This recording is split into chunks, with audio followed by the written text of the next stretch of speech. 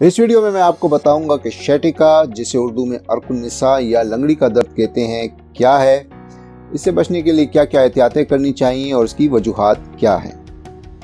हकीम साहब चैनल पर खुशामदीद। इस चैनल में मैं आपको तिब्बी यूनानी और कुदरती अद्वियात के बारे में मालूमात देता हूँ। नाज़रीन, मेरा नाम हकीम मोहम्मद अब्दुल्ला है। मैं एक सनद याफ्ता यानी कि सर्टिफाइड हकीम हूँ और पिछले 20 सालों से भी ज़्यादा अपने मरीज़ों का तिब्बी यूनानी और कुदरती अद्वियात के ज़रिए इलाज कर रहा हूँ।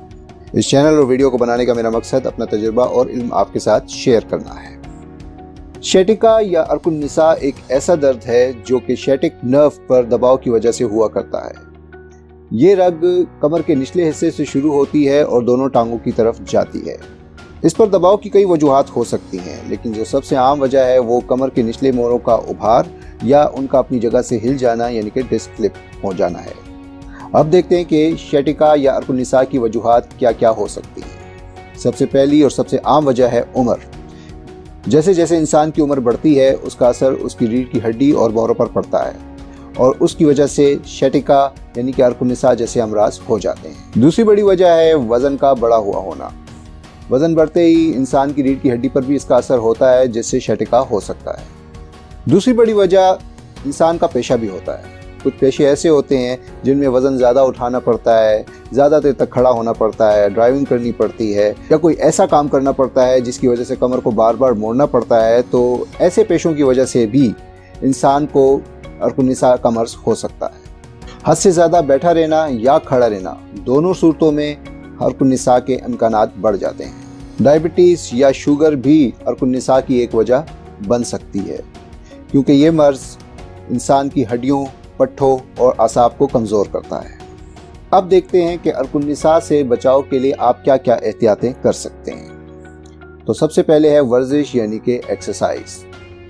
जहां वर्जिश आपको कई किस्म के अमराज से बचाती है, उन्हीं में से एक मर्ज अर्कुन्निसा भी है।